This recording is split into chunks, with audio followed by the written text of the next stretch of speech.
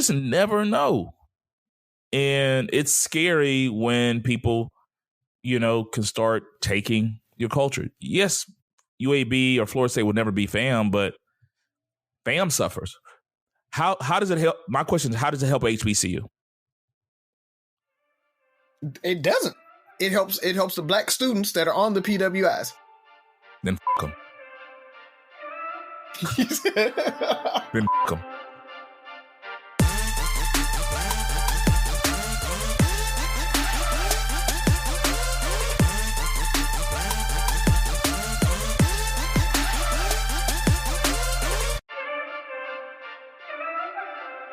What up? It's Three Brothers No Sense. I am Tavares Ferguson, a.k.a. Ferg, joined my co-host, Buff, the Predictor, and Razi. Fellas, tell them what's on your mind. So I want the listeners to know, they're laughing at me. I just told them, so I made a $25 wager, right, on what 4 teams will be in the college football playoffs. And the wager is so wild that betting $25, if that happens, I would win $64,000. And the final 4 teams I picked was USC, Alabama, Texas A&M, and Florida State, which isn't that wild right now. It more than likely, it's very wild. Florida State is undefeated. Texas A&M is still ranked. They're about to lose today. Alabama is Alabama. And I don't think USC has lost yet. So, first of all, there's a team called Georgia. It is. Them boys. that historically chokes against Alabama. They finally punched through. So they're going to be in the playoffs. No, it's $25. So, I'm not to win 64,000. Hey, I hope you win. That's a hell of a guy's trip. Yeah. Because you said it out. If you would, I'm like, it's $25. I did say I would get the yacht, right? I did say that. I was like, I'll get the That's a hell of a guy's trip. I would get the yacht. I mean, so, that's my 4-leg so parlay. You're picking 3 teams out of the... Yeah, out of the SEC. No, 2 teams out of the SEC. Yeah. But I'm just saying, does A&M play Georgia? I don't know. No, they usually don't. But they will play Alabama, right? They're on their Yeah, they play in Alabama. schedule. But if Alabama is like 1 or 2, a loss to them doesn't really hurt you that bad. What hurts Texas A&M is that they've already lost. So like taking another loss pretty much knocks them out. So yeah, so that gives room. There's too much room for Georgia and Alabama to finish the top seeds of the SEC. And as we record, Florida State is undefeated, but they're losing. But Florida State was the one that jacked the price up. They were plus 6,000. Everybody else is like plus 650. USC plus 340. Alabama minus 350. The gamblers are loving this part of the episode. People who never gamble are like, well, you guys just move on. But yeah, Florida State is what made it wild, and they're like they've been the biggest surprise so far, although they're probably going to lose today to Wake Forest. And part of the reason they're the biggest surprise is they're losing to Wake Forest. Wake Forest almost beat Clemson. And they're ranked. Wake Forest is good. And this is ACC football. Yeah, the team that beat Auburn. So you're gonna shit on the whole. You're gonna whole conference. Yes, they always have their one, right? I mean, you realize it's either going to be Clemson. ACC ran the football in the 90s, right? Like it's not that far off. 90s and early 2000s. Like it's no 90s was definitely that far off, bro. Like the 90s. No, I'm saying like it's not that. Let's talk like about what happened in the 90s. How many coaches have Alabama had since then? Like 3? Like it's not that far off. We're only 2 coaches removed from Bobby Bowden. It's not that far off. Yeah, that's true, bro. I love how Alabama folks act like they were like the shit forever. Yeah. Like they forget those down years. that Dennis Francione era. Just so people don't know, I'm not an Alabama fan. I'm an Auburn fan. War Damn Eagle. However, we're talking about the 90s, fellas. 2000s, the 90s. Bro. We wore cross colors in the Florida 90s. State won in 2013. It's not that far off. Clemson just won. That's Clemson, 1 year. Clemson won like a couple of times. More recently than that. They won 2. Yeah. That's 3. You keep moving the goalposts. You keep moving the goalposts. That's one. That's 2. That's the 90s. Then I bring up 2013. That's 1. No, not moving. I'm not saying they haven't won. Ohio State won. You know what I mean? Like, they're not ACC, but I'm saying it's not always SEC. Yeah. I'm just saying that Florida State, the ACC only gets one decent team a year. That's not true. Give me the last 5 years. Give me 2 good ACC teams. Well, I only follow Florida State, so I'm not sure if I can do that. They've been trash for the last 5 years. They've been trash longer than that, actually. Clemson has only been the only decent ACC team in the last. I mean, we keeping it a buck now. Alabama pretty much has been the only top until Georgia just came along. Y'all, SEC was top heavy too. SEC, Georgia. But they will always knock each other out. No, Georgia just stepped up. But Georgia, for the last few years, Georgia, and I'm not a Georgia fan. Georgia just got a new coach a couple of years ago because they kept choking, man. Because they couldn't beat Alabama. What I'm saying is you had teams that away the season. Against who? Not just Alabama, bro. You said it. Not just Alabama. That's what I said. Yeah, they weren't one-loss teams. Georgia wasn't a one-loss team. Like they were losing. Yeah, that I can't say. Let's look at their record. Well, hold on. Let's not make this show about college football. Never mind. But speaking of college football, you brought up Auburn.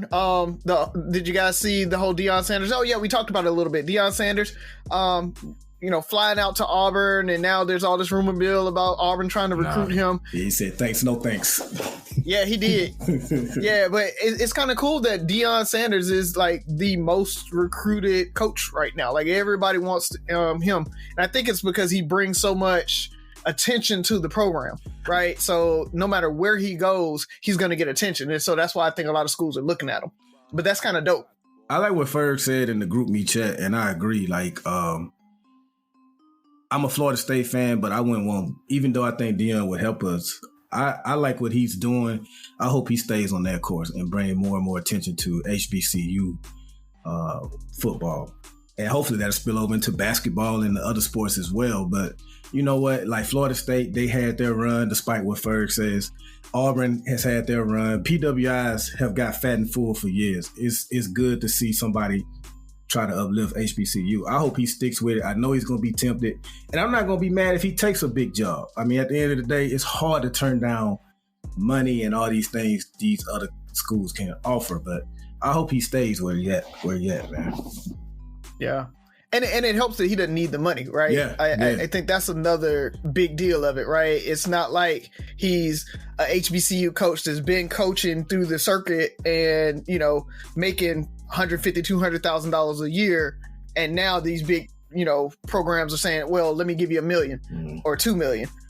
That's a big difference. You can't walk into Deion and be like, yeah, this $2 million will change your life. Like, he don't care, right? So he like the money, I think though. That's a big deal about it. He does like money. He does like the money. Hey, but real quick though, because we started off with sports. I did want to get another word in on Dahmer, but I just won't be as long as I was going to be. I know some people still haven't seen it. I just want to say this. For me, that series is less about his crimes and murders and more about racism, homophobia, and just complete incompetence. And a whole lot, like that show is about so many other things. To me, his crimes is like the last thing. I mean, you can even throw Christianity. I've seen people debating this, so I can kill 40 people, and as long as I repent and say, God, forgive me, I'm good. You know what I'm saying? I seen that whole discussion started up, man. It's a lot of different layers in that series.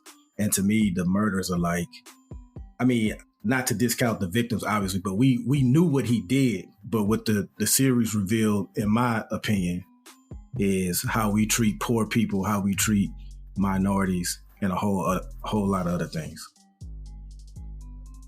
good. Yeah, you supported my spoiler-ish review last episode. Yeah. So I'm good. Yeah, I like that.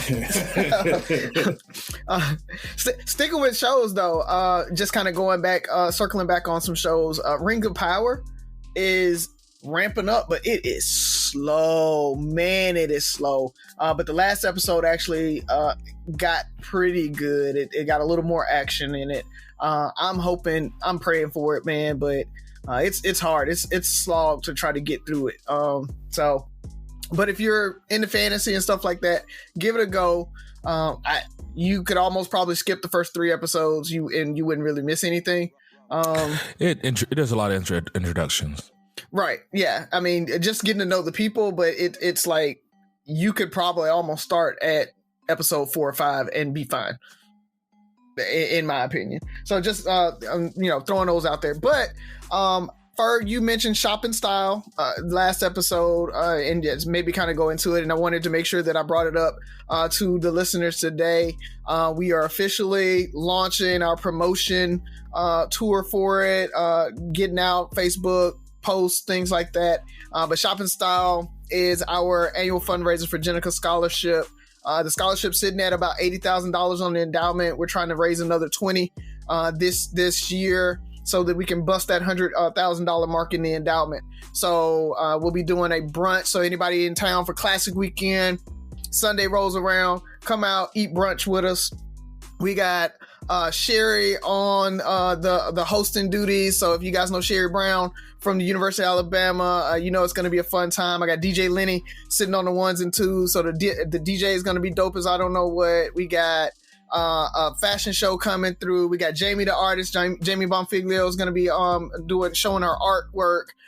So it's going to be a dope event, man. So y'all come out. We'll post it on Three Brothers No Sense. We'll post the Eventbrite link so you guys can get your tickets and everything. But come out, enjoy. Silent auction has some awesome stuff in it. Like last year, we got even better things this year already, and still kind of growing.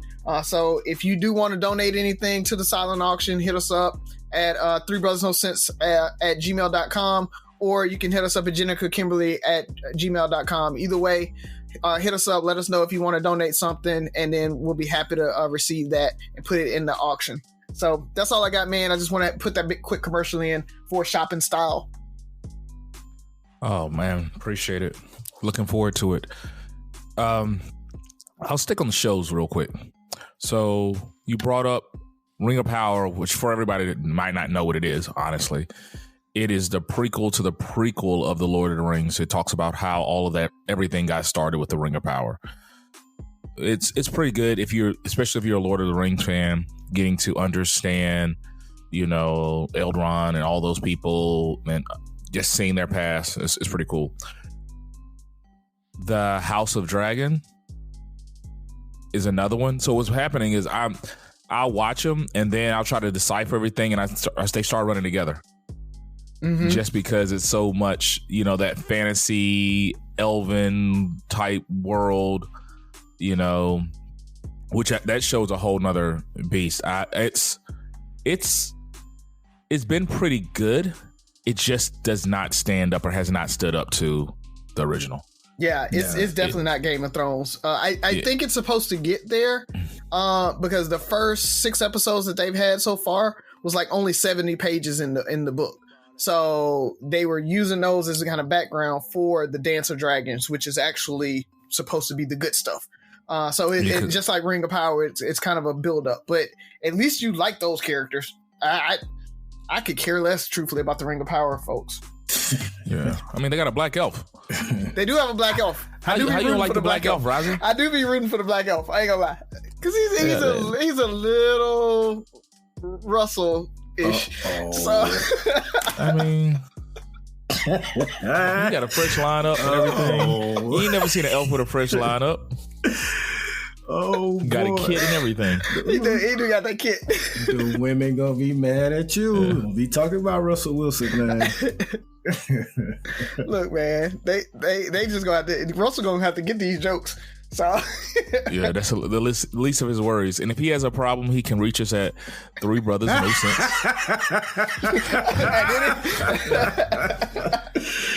Oh man. You know, Quantum Leap is another show. Have you got to check that out? Yeah, I finally got a chance to check that out. It's actually really good, bro. It's the remake. I wouldn't even call it a. Well, I guess it's a continuation. It's a continuation. Yeah. Okay. That's okay. Of the original show. Yeah. So for everybody that doesn't know, Quantum Leap was a show back in the 80s, late 80s, early 90s, where they had this guy who was I want to say he was a physicist, and he was able to time travel and within things that happened through his lifetime, but he would just jump into other people's bodies and somehow and go through their life, and he would solve problems almost like a mystery or whatever, and he wouldn't leap until he righted their wrong or whatever in history. So this one picks up where that's at. And once again, I'm gonna follow up on, did any of you guys see The Woman King yet? Nope. Still haven't had a chance to, man. All right. It's nothing to no spoiler. It's just I just want to continue to encourage people to see the movie, just because I think it's a really good movie, and I want to stop taking ourselves so damn seriously. Like, people are going out of their way to find things wrong with the movie, and it just makes me think of all these other movies and TV shows that aren't historically accurate. That's the reason I was going to ask you, Buff, with the Dahmer series. It's entertaining. Everything didn't happen the way it happened on this Netflix show. Nobody has a problem with how historically accurate it was.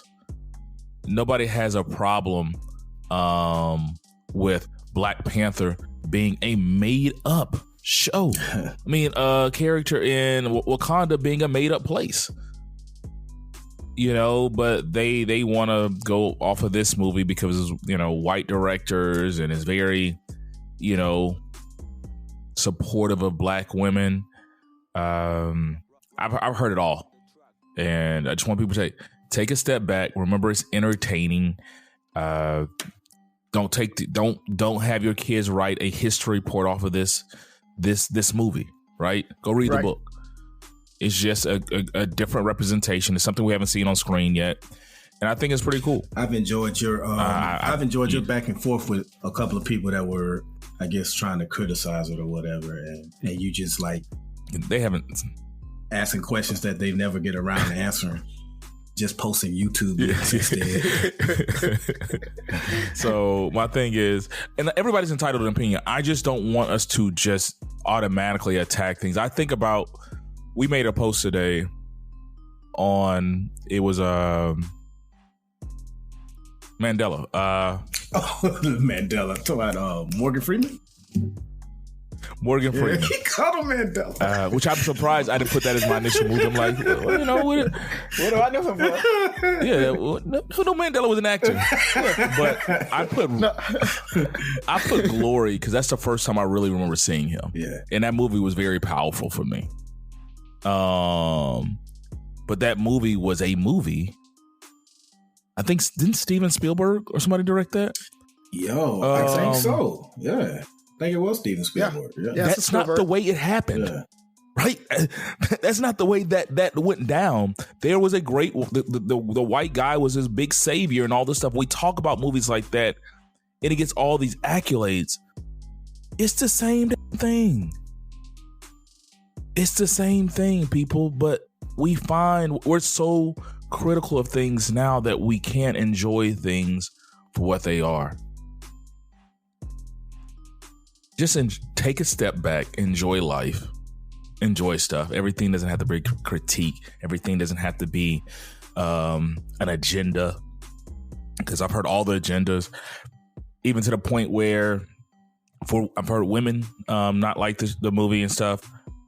They had some beautiful Black women in that show of all hues, all sizes. You know what's been, and the fact that a lot of these women were dolled up, but I saw women who were so natural, like the main character, well, the secondary character next to Viola Davis, Nawi, I think was her name. Mm. She had cornrows the whole movie. No, well, I'm pretty sure she had makeup on because of, you know. But she had cornrows, looked very natural, wasn't dolled up at any point, and was still gorgeous. Like, I don't know what more y'all want. The head wife was dark skinned, beautiful. His court was a bunch of dark skinned women and women of other hues, all still gorgeous. I don't know what we want. You know what's been constant? We're gonna find something. People. You know what's been constant though, Ferg? The only complaints I've seen about that movie are from people who haven't seen the movie. Like anybody who's seen it has nothing but great. I've yet to come across someone who saw the movie and say, "Man, it didn't do this and do that. I didn't like this." Only people who haven't seen the movie have complained about this movie. Right. The action scenes were I would say, you know how we talk as people, you know, like why people don't watch the WNBA. It's not as entertaining. A lot of action movies haven't been as entertaining when you have female leads and stuff. This movie, the action scenes were dope. Like I'm sitting like Viola Davis might kick. Yeah. Like if you see these action scenes, you'd be like, these women are bad. It's like watching the Dora Milaje and that stuff. Yes, it's like Panther. It's like it doesn't matter because they're women or men. It's like the action is the action. And it just carried over from that. But it is what it is. Nice. I'll always defend everything black. There you go. So speaking of defending stuff, I want to shout out the Alabama State Fair. It came through. But I want to warn everybody about the bait and switch at the dinosaur thing, because that pissed my kids off to no end, because they have this little like trailer that they say you can learn about the dinosaurs and all of that, and then you get in there and it's a creationist like propaganda thing. And so we were in there for like 14 minutes watching this thing, and like my kids were looking at us like, what is this? They didn't even talk about the dinosaurs. They were talking about the flood and like Noah's Ark and stuff. Kids were pissed. So Mobile, I think y'all usually get the fair around late October-ish, after Halloween or whatever. So watch out for that little trailer, because they're gonna try to get you. If you got your kids and they be like, you want to learn about the dinosaurs? Don't go in there. I'm just throw that out there. So it pissed me off. So the dinosaurs weren't in the Bible. No, they were saying the dinosaurs were in the Bible, and the dinosaurs were alive at the same time as men, and the reason why that No. That's your take. That's not what they said. No, that's what they say on the little video in the trailer. That's what they say. They say that they went on the ark, and when they got off the ark, the everything had changed. The environment had changed, and the dinosaurs couldn't take it, and that's how they died out. No. So. You paid after somebody told you this is what they said? I'm so confused now. I didn't pay. It was just like, one of the little rides. Because, you had the little armband, so you could go to all the stuff and everything. And so, Oliver loves dinosaurs. So they were like, you want to learn about the dinosaurs? And they were like, yeah, let's go learn about the dinosaurs. And we got in there, and Sophie and Ollie were looking at me like, help us. So at one point, we were like about to leave, but it just felt awkward because they got you like locked up in the trailer, like closed, and so you watching the little screen or whatever. Bruh, it is the worst. So you didn't know they were going to do this creationist theory? They didn't tell you about Noah's Ark and all this stuff in the trailer. No. And when we say trailer, in the pitch, you were in an actual trailer with a movie TV I'm thinking screen. You see, like you're watching a commercial for it, and it's saying, "Hey, come watch our." I'm thinking you're talking about the trailer for this. Okay. Oh yeah, no. No, I didn't watch the trailer. We were inside of a trailer watching the video. They took us in there, and we thought we were gonna, learn about, just watch a video, a little 15-minute video about dinosaurs, and totally pissed us off. So there's that. I mean, it is a state fair. Yeah, that's true. Yeah, that's true. They have Carney. They had a bearded lady there too, Razi. So.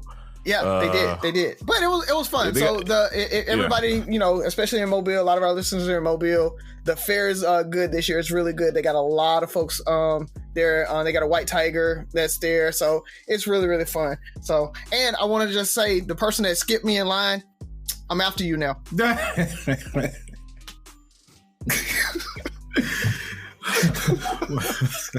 Okay. That's well said. That might be your best one. Just throw it in there. Mm-hmm. But no, seriously about the dinosaur bait and switch thing. Be on the lookout for that. Sounds like that a good warning. That's a good warning, actually. Yeah. All righty. Well, let's jump into it. Who has first question? Do we have Sophie too? I know you got your one liner, your zinger in there, your bazinga in there. Nah, she's taking a nap. She sleep. She had to get up early, and she had a hair appointment in Tuscaloosa, so she is like knocked out. She got flued out to Tuscaloosa or something? Hair appointment. Man. No, Haley's hairdresser like moved to Tuscaloosa or whatever, and so Haley goes to Tuscaloosa, and so when Sophie wants braids, she uses Haley's braider, and so they drive to Tuscaloosa. It's like 30 minutes. I mean, it's no different than going to... How you know you got money? Right. It's no different than going across Houston. Oh, here we go. Sure, that's what it is. Yeah, that's what it is. Yeah. But we're not talking about me. Right. Yeah. My daughter gets her hair done in Cyprus. Guess where we stay? Cyprus? Yeah. Yeah. I'm just saying. Wow, this house is cute. But can I really get in the game in this economy? I do have savings, and I am responsible-ish. I should bury it. I'm being wild. But what if I'm not being wild, though? Could I actually score a... Kick off your home buying journey with Zillow's new BuyAbility tool. It makes it easy to find out what you can afford, so you can get off the bench and onto the playing field with confidence. Check your BuyAbility, only on Zillow. My dad works in B2B marketing. He came by my school for career day and said he was a big ROAS man. Then he told everyone how much he loved calculating his return on ad spend. My friends still laugh at me to this day. Not everyone gets B2B, but with LinkedIn, you'll be able to reach people who do. Get a $100 credit on your next ad campaign. Go to linkedin.com/results to claim your credit. That's linkedin.com/results. Terms and conditions apply. LinkedIn, the place to be. All right, fellas, let's go ahead and jump into it. Who wants to go first? I can, because unless Buff, you want it? I'm gonna say my question kind of quick, but it doesn't matter. Let's stop right there. Let's never say that again. Quick questions are never quick questions. Touche. It ends up being a two-parter. Nah, go ahead first, Razi. I'll go after you. All right, cool. So, you mentioned USC, and I think you mentioned PWIs with Deion and everything like that. And so, I don't know if you guys saw about the USC kind of majorette thing, where a black chick created a black kind of majorette troupe, and they danced at the USC games. And so they made a big deal out of it or whatever. And the biggest thing is it's an all black troupe, and they are doing kind of your historical HBCU type dancing or whatever. And it's very, very different than majorettes and dance girls for PWIs usually. You know, Haley is on the dance team or whatever in the Blazerettes. And so there was this huge uproar about it and all of that. And so I wanted to discuss with you guys the idea of co-opting black culture and inserting it into white spaces, like these PWIs and things like that. Do you think that's a good thing or a bad thing? I think it's good. Yeah,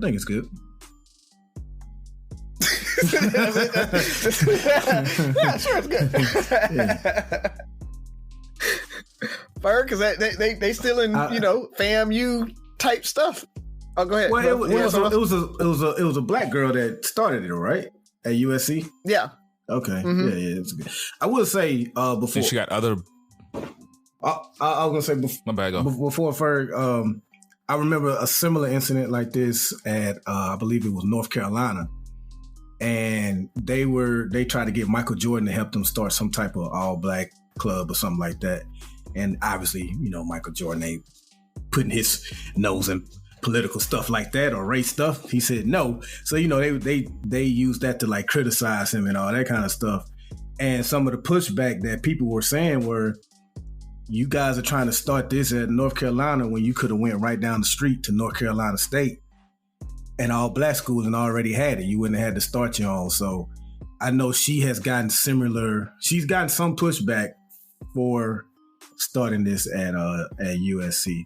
So it did kind of remind me of that. But, you know, as long as it's us controlling the narrative and stuff, you know, I don't see, unless I hear a compelling argument from you brothers, I don't have a problem with it. No argument from me if done properly. Yeah. So it was started by a young black woman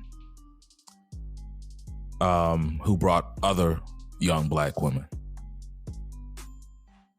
The challenge I see down the line, so I'll give this pushback, is when she graduates and over time, you know, 10 years from now, if it's two black chicks and a bunch of non-melanated people doing this, and now the culture is appropriated. If they continue this, and especially if it's a point where it becomes part of the program and 10, 12, how many young ladies get to go to school for free off of this, then I'm fine with it under these stipulations. They need to make sure and address and acknowledge, publicly acknowledge where this stands, this starts from. Like, it needs to be brought up. And we're bringing to the stage, you know, like there needs to be some kind of way of just acknowledging this, and they need to keep it as pure as possible. I'm not saying it always has to be 100% black women, but I feel like hopefully this is a job for some young black woman moving forward. Because, like, I think Krishana she went to school with us. Isn't she the director for A&M, the Alabama A&M dancers? Mm-hmm. Yeah. So if that could be a potential career path or something. The thing about the West Coast is HBCUs don't extend over there. Yep. You know, if this was Florida State and you have fam less than 5 minutes away, that's a little different. I don't want to just push students to HBCUs that don't want to go to HBCUs. For me, I'm pro HBCU. But if that's not you, then that's just not you. Don't come to water down our culture. If you don't want it, don't come. But I also want people to realize that, because I saw some arguments about the band and black college culture. It's a big part of it, but that's not all the culture. Like, that's just not the whole story of HBCUs. So don't make it seem like they've taken everything from us. FAM is so much bigger than 100. You know, these schools are so much bigger than their football programs. It is a part of the history, but it's not the history. I just want to see it done right. I want to see them highlight it right. And, to me, it's an acknowledgement. That young lady, there's no HBCUs where she's at. Yeah. I don't know, man. I'll say this. I get tired of people acting like if you go to a PWI, you have to forget your culture. I get tired of, I came from the floor, our Rattlerettes, right? They are the Strikeettes. They graduate and they won't end up at UAB or at a PWI, and now they can't continue dancing like they know how to dance. They can't continue to do what they do, right? I agree with this mainly because it creates a space for people that came from the culture to continue to thrive in their culture. And a PWI, I shouldn't have to leave that behind because I went to a PWI. And I understand this idea of, it's a HBCU type thing, but it's also a black community high school thing that those girls grew up in, right? And all through their life. They may have been dancing at, whatever dance troupe in Mobile since they were 3 or 4, learning these moves. You look, when we do the alumni a parade, right? You see all those young girls that are dancing just like the Strikettes. They're marching just like the Strikettes. And so some of those girls may not end up at a HBCU. Some of those girls may end up at a PWI. And for them to say, well, I got to stop dancing like this and I got to dance like these white girls, right? That into core marching style is my issue with it. And so I totally agree with them saying, we're going to start this troop and we're going to dance how we dance. It's not about we're going to dance like Jackson State or Florida State or Florida A&M or whoever. It's I'm going to dance like I dance. I'm going to dance like I've always danced. And I want my school to experience that. It's no different than, Black Greek letter organizations. It's like I am on my PWI campus to give my Black people a safe space, to show our culture to those people, and to be able to express ourselves in how we express ourselves. So I agree 100% going forward. It needs to stay that way, right? It doesn't need to get co-opted. And now you got, this, I don't know, white director that's never grew up in that doesn't understand, trying to kind of say they can do this move and not that move, and they can do this dance and not that dance and all of that. I get that. So I 100% agree with you, Ferg. I hope it's a career path for some of those young ladies to stay a director, have somebody that understands the culture to be able to be their director or their coach or whatever they are.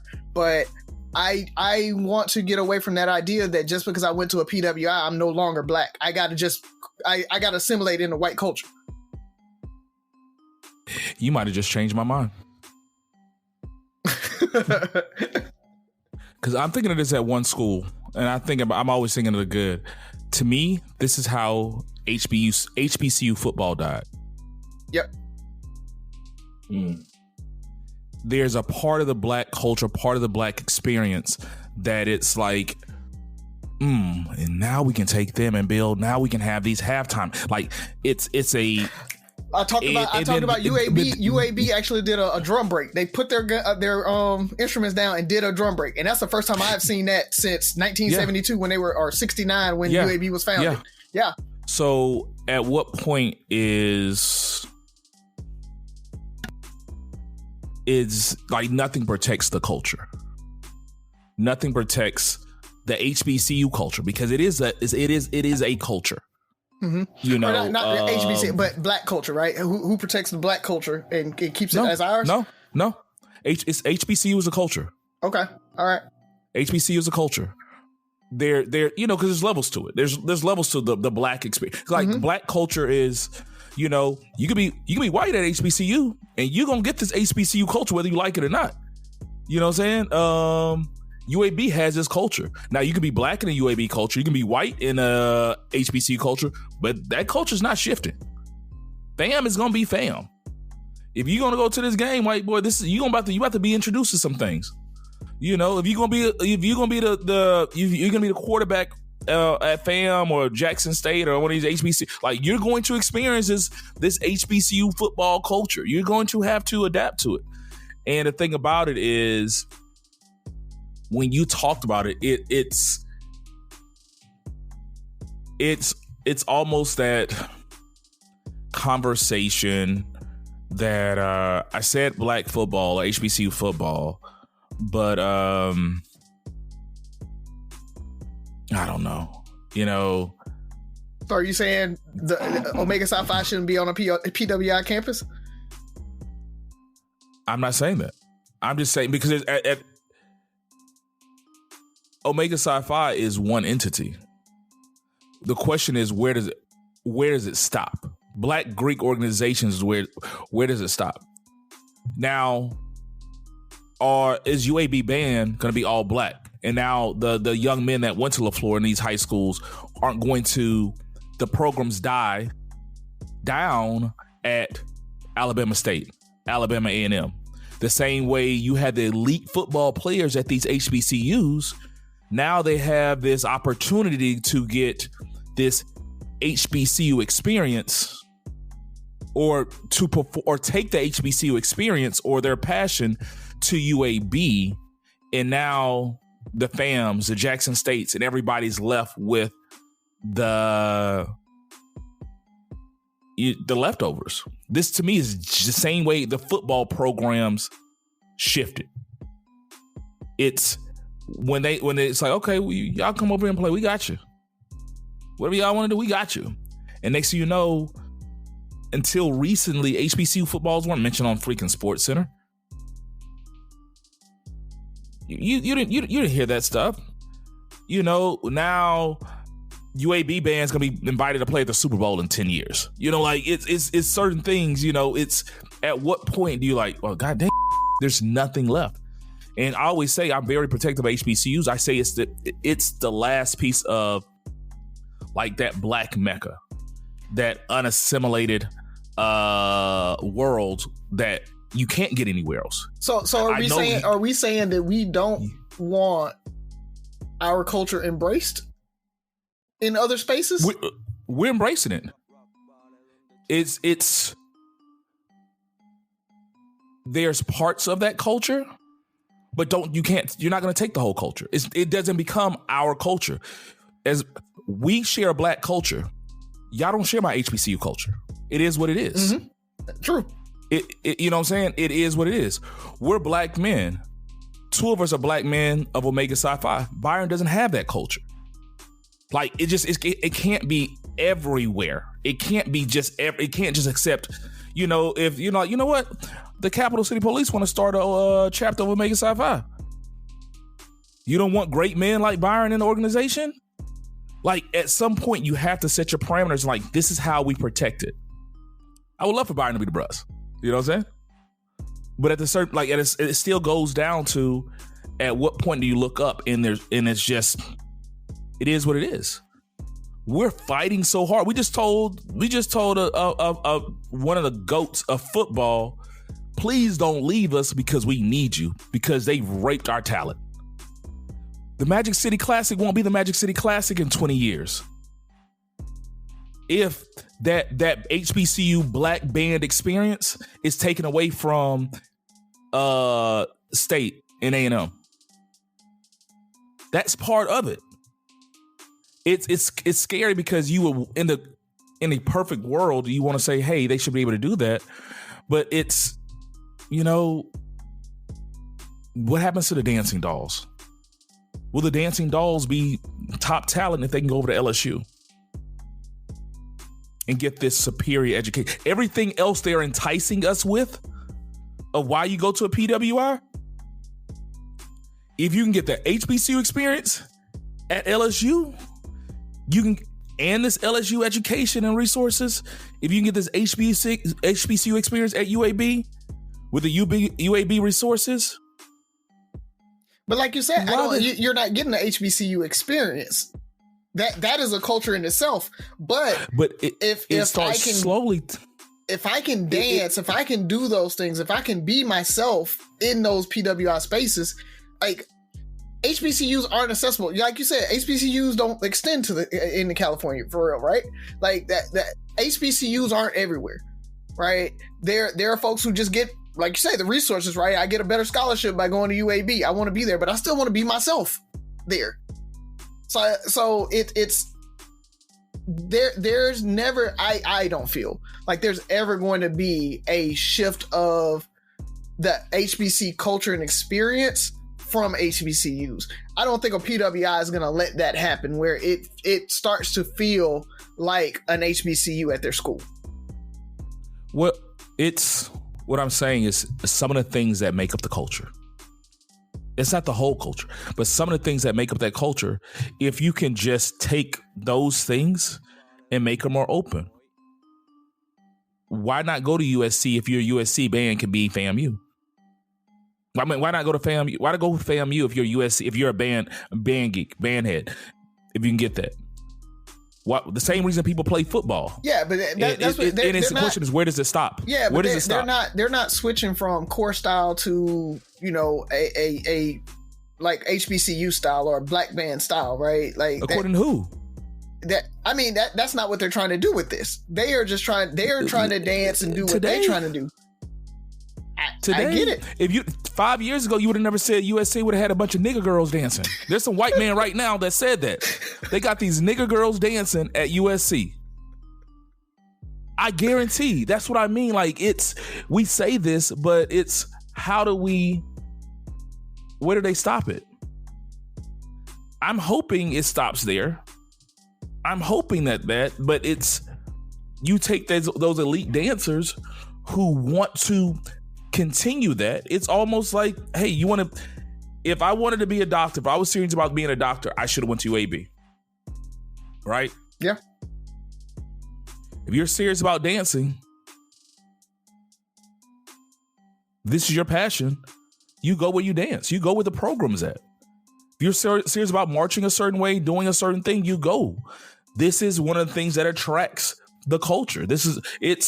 If you want that, if that's your passion, that's where you go. Do I want to be a dancer? Do I want to be a doctor and go to, or, you know, a physicist and go to USC and do whatever it is? Unfortunately, life is about choices.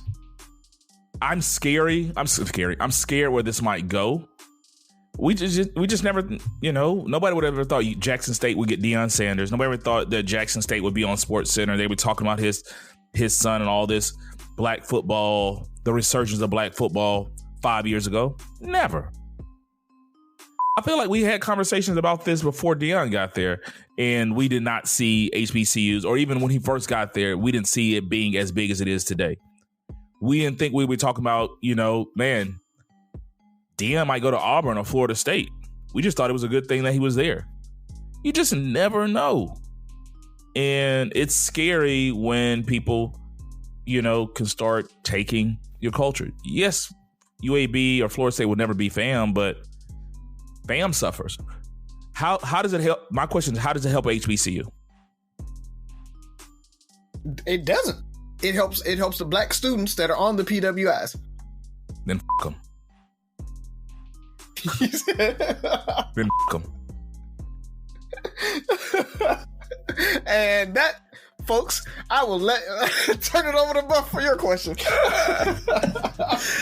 That was a very, very compelling discussion right there, man. I almost didn't know who I wanted to agree with, man. That was good. I would love for the listeners to weigh in on that one. My question is completely different from that. I'm always looking at the future. I've talked about retirement on here a lot. I even had a Razi one episode, you know, say some of the things we should be doing to make sure we're set up and prepared for retirement. And some people don't like that about me, but hey, it's going to be one of those times I ask that question. Have you guys ever given thought to what you want to do as far as, like, if you decide to work after this current career? Have you given any thought to where you want to work after your career? You know, that job that you don't really need, you just want to do it just to stay busy 3 or 4 days a week.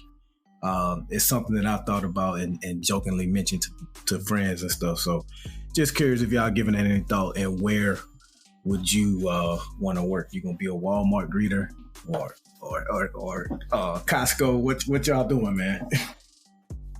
No, I've actually thought about this. So yeah. Do you have a guess what Razi or I would do? Let's make it interesting. Yeah. Oh man, what would Razi do? Razi would probably. I don't know for either one of y'all, to be honest, man. Ferg, I feel like this would be a whole different career, so this wouldn't be the answer. I do feel like you should be some type of teacher, though, or professor. In a different lifetime, you definitely need to explore that. So I don't know, man. It's hard for me to say. Okay. Well, Razi, what would Razi do? Like, Ferg, would you work in men's fashion department? I feel like Razi might not do anything. Men's fashion department? Salesman? Would I be in a fashion department? Yeah, for men's. Yeah. Selling high price suits and stuff. No, I don't care about how other people look that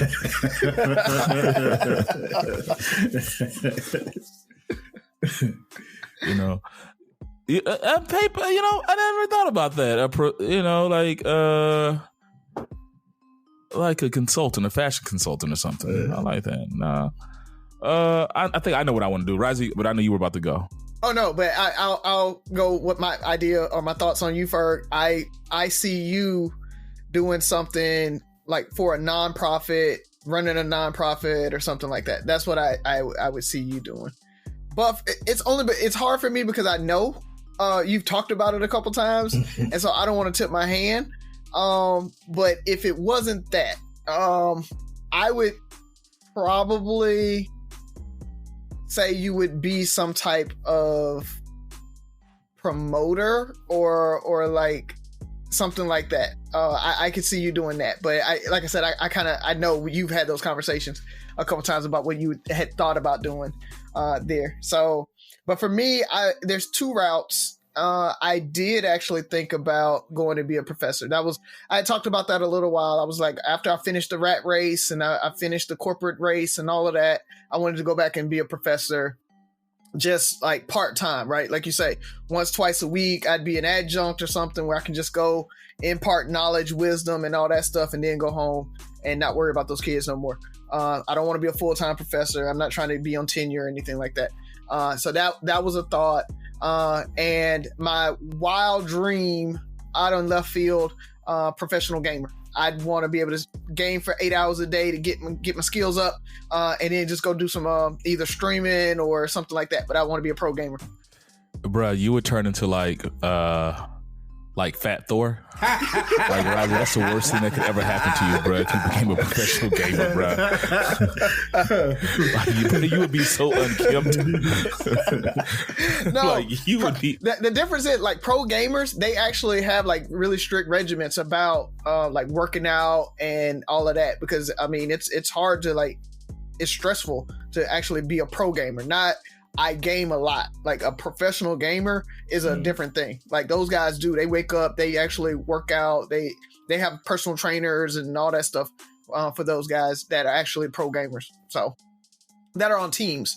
I don't know about the folks, the streamers and stuff like that. So, but yeah, it's a real thing. So mine, Razi, but if I actually thought about, like wanting to teach at something, but that means I have to go back to school and do someone learning. Yeah, which I don't want to do. And you know what though? You're kind of doing that now with the lamplighters in a way. Yeah, so that's Razi was right. It would be a nonprofit. I would want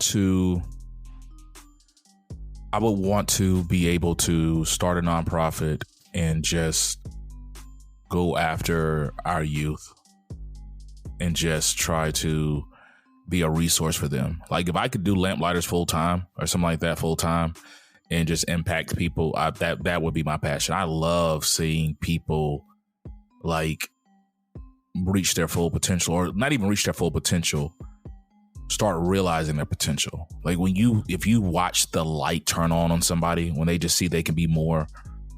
Because I tell people all the time, I think the difference in a lot of us growing up, we all come from similar backgrounds, is we were blessed enough to see the potential in not even just us, other people saw the potential in us, as well as we were able to see the potential outside of what we had, where we came from.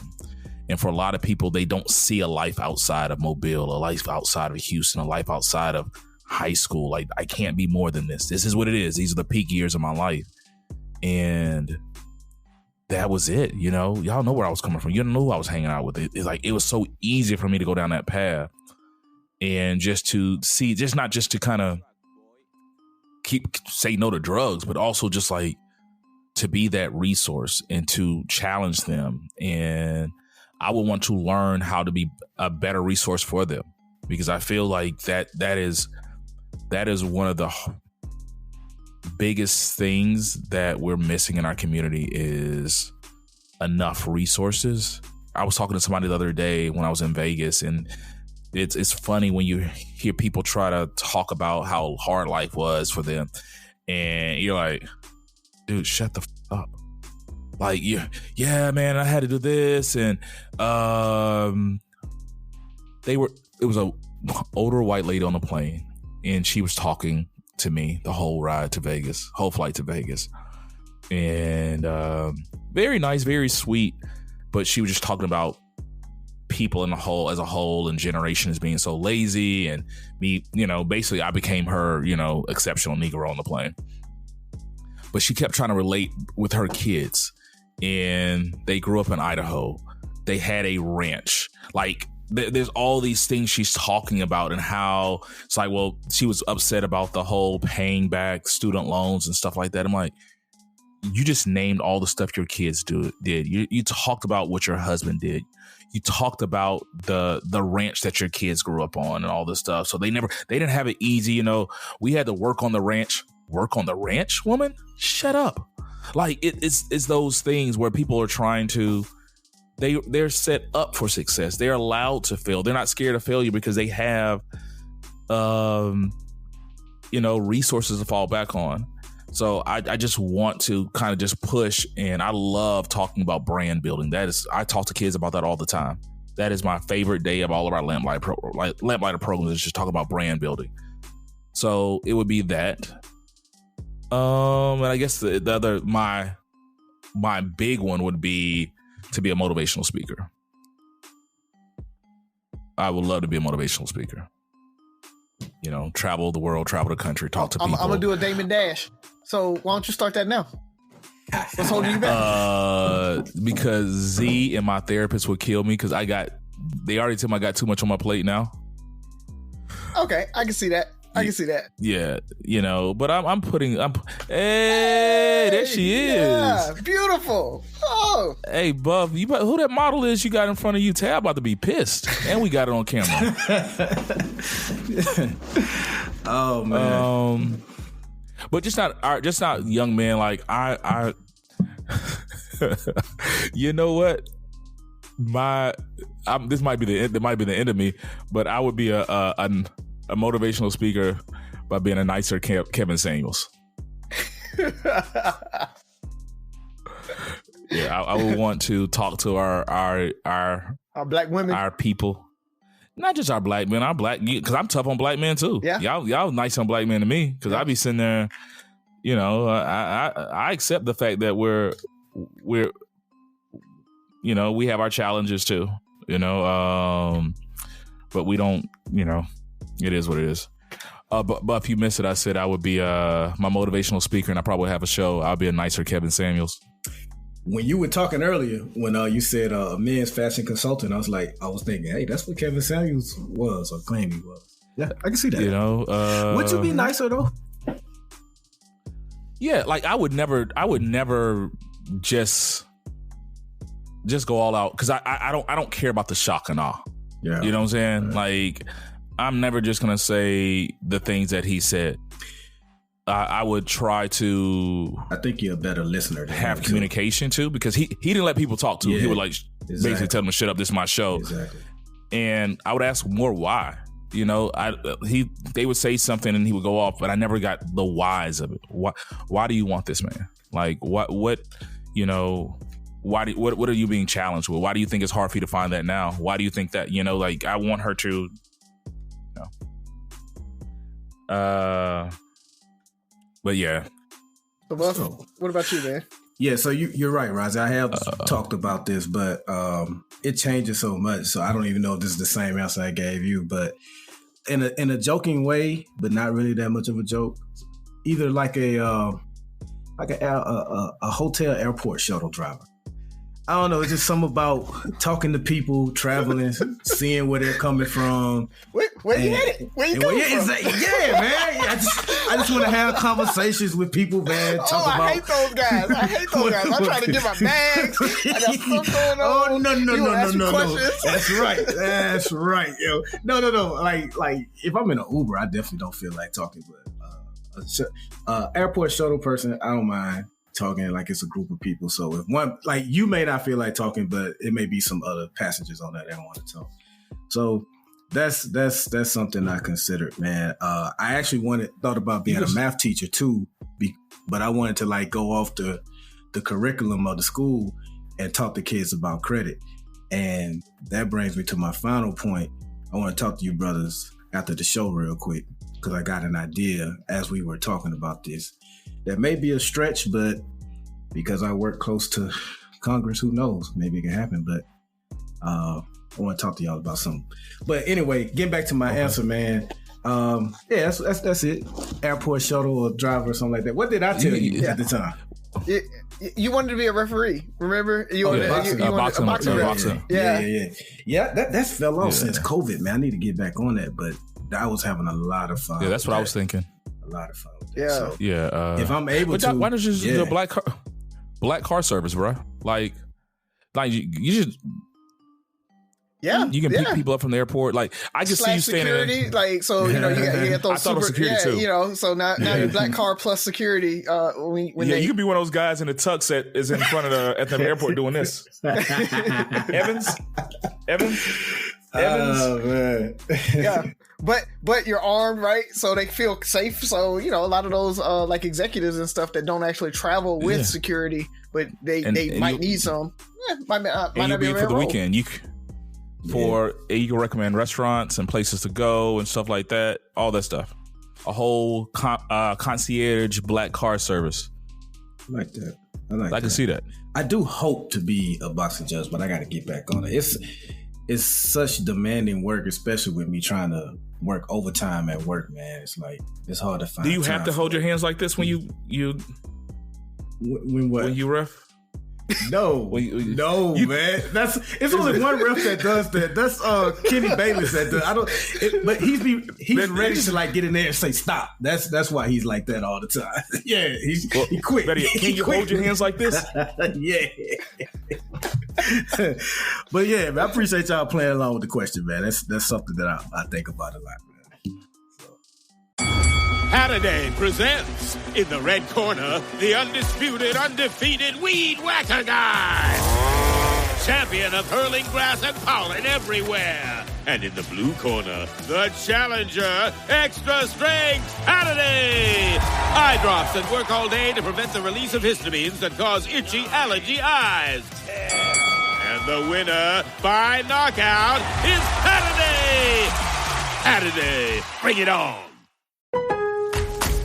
Lowe's knows that free is just better. That's why MyLowe's Rewards is free to join. As a member, you earn points towards MyLowe's money on eligible purchases, get exclusive free gifts, and earn free shipping at Silver Key status, all on top of weekly member-only deals. Don't wait. Join MyLowe's Rewards for free today and start saving more. Lowe's, we help, you save. Loyalty program subject to terms and conditions. Details at lowes.com/terms. Subject to change. All right, man. Well, I think it's about that time. Yep. I think it's about that time. So let's go ahead and close it out, fellas. I promise we're going to stop talking so much and get back to 3 questions, people. I know, right? But hey, last 2 shows were not fault. It was like 6 of us on the show. So I'll go first real quick, man. I got invited to a gala this past Wednesday, as we're recording on Saturday, up in New York. And it was dope, man. I met some dope people. It's the Lawyers Committee for Civil Rights Gala, and it was hosted by Sonny from The View.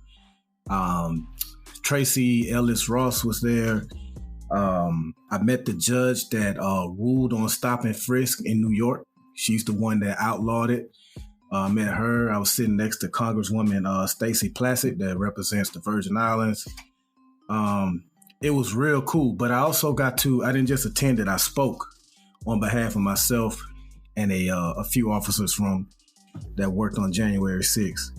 And the speech was only like a minute and a half. It was just an acceptance speech, but people were moved by it. Like, and that felt good. Like the applause, the ovation that I got for it. I didn't even have to use the teleprompter. I memorized it all. I didn't want to read the teleprompter and get messed up even more. So I just went off the dome and said it all. But like, people were stopping me after the awards and just, telling me how great it was. And one guy in particular, like, I think he held me up for maybe 5 to 10 minutes and was like, this may be your calling. And that kind of what prompted my question today too. Like, he was like, this may be your calling. You need to really seriously look into it, man, because public speaking just seems natural for you. May not always come across that way on the show, but that meant a lot, man. And like, to have the CEO of American Express, missed opportunity, by the way, by me to not have an idea ready to pitch to him. The CEO of American Express was there. They funded the gala or whatever. So And they're doing some good things for minorities too. So there's a lot of programs going on that we don't always know about. You got to research it, but they're doing some great things. So just wanted to put that out there, man. It was real dope to be a part of. I enjoyed it. As more and more pictures come in, I may post some of them for Three Brothers for our followers to check out as well. Did they record it? Are you going to get a video of it? The past ones are on YouTube. So I assume this one will be at some point. This was their first one in 3 years in person since, with COVID and everything like that.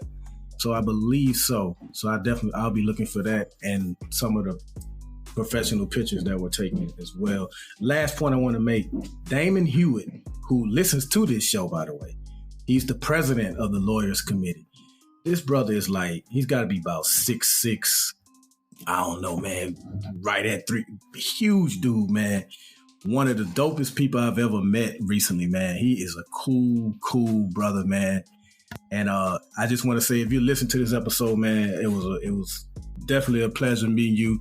Appreciate you supporting the show, and definitely appreciate the things that you're doing as far as fighting for civil rights, man. They highlighted a lot of cases that they're currently fighting, and it was just dope to be a part of. Oh man, we're so proud of you. Really. Appreciate it, man. Appreciate it. Definitely proud of you, bro. So all I got, man, is just a reminder to check on the babies. Check in with the kids, man. I think Buff brought it up a couple episodes ago, maybe 3 or 4 episodes. It's a tough time for kids out there right now. So just checking in with them, making sure that they understand what's going on in society and life. And you're actually listening to them, not how was school and then you keep going, but a check in on them to see, is there anything going on? Is there any thoughts that they're having that might, be negative or anything like that? Because you never know what these kids are going through, even as young as 7, 8, 9 years old, and so I just want to bring that up and make sure that everybody understands that just because, they're not growing up like we did and they're not going through the same things that you did, or you got them out, you're not in the same environment that you were in when you were growing up. So obviously, they got it better than you, yada, yada, yada. I hear so many excuses about that. They shouldn't be complaining or they shouldn't have issues. Think back when you were a kid and some of the stuff that your parents kind of ignored, that you were going through, or that you were thinking about, and try to kind of put yourself in your childhood frame of reference, and have those conversations with your kid, man, because they are struggling. The kids are struggling a lot of times, and I'm seeing it, being on the school board, seeing what's happening with all the kids and all of that. And I just want to make sure that we're out there and we're in front of it, and we're having the conversations with the kids as much as possible. So I know that was kind of cryptic, but I got to keep, I can't talk specifics, but just know that, that stuff is happening out there, and have those conversations with your kid. Yeah. Definitely. Yeah, I appreciate that. You guys said a lot, so I'm just going to end with this. My heart goes out to all the friends and family and people in Florida. Hopefully everybody's doing okay. I'm pretty sure, I know the death toll was pretty high, I think in the Fort Myers area. So call your family, call your friends, check on people. I'm pretty sure soon we're going to start seeing ways to help people. So, and I said that because I always try to find myself helping others. And I think we need to be more intentional about that. A lot of us now have more income now, or disposable income. And I know our generation is not as, a lot of our generation is not as big as going to church and tithing as our parents and stuff were. But I challenge people to tithe in other ways. And if you don't want to call it tithe, do whatever, call it whatever. But, when you see the opportunity to help some people, help some people. We had the stuff going on in Jackson, Mississippi. I'm pretty sure we're going to have people in Florida that are going to be displaced and all that. So, don't go buy your bottle in the club this week. Put some money aside every blue moon money or time aside to help others. Just stay aware, and I'll try to do a better job, or we'll try to do a better job of letting people know, and Buff did it recently, of ways to help others who are in need. Because what's crazy is you just never know, especially with things like that, how you will find yourself in need, And I saw that when we were in, Houston had the hurricane a few years ago, where, it doesn't matter how rich you are or whatever, like when stuff hits the fan. And if you got money, you might be a little better off, but it's still tough in these streets. So, yeah. Buff, I think you're about to say something. Okay. I do one other thing. I looked at the dates. This is going to drop, and we won't drop another episode before Haley's 21st birthday. You talked about popping bottles. Haley turns 21 this coming weekend. So happy birthday, Haley. Be safe. Don't do anything that I wouldn't do. Matter of fact, do less than what I would usually do. I need especially you to do at 21. that. Especially at 21. So, yep. Happy birthday, baby. All right. Happy birthday, step goddaughter. Happy birthday. I can't believe she's 21, bro. Dang. I know, man. That's. We old as hell. With that being said, 3 brothers, no sense. 6 rules of podcast. Stop. My bad. Fellas, tell them where they can find us, where they can listen to us and everything. And a shout out to Inspire You on Air, the new beat of the Bay. We're trying to rush off this so it won't be too long. So our apologies for not mentioning you guys earlier. Thank you, ladies, for giving us the opportunity to grace your wonderful radio station with our voices. So anything else, fellas? Where can they find us? I think Razi and Buff, y'all do it better than I do. Man, some are everywhere. Any podcast platform, from Google to Spotify to, of course, Apple. We're also on iHeartRadio. You can visit our website, threebrothersnosense.com. Listen to the latest episode and shop for some cool merch. The hoodies are off the chain on that website, so copy one. And of course, as Ferg mentioned, Inspire You on Air every Monday at 10 p.m. Central Time.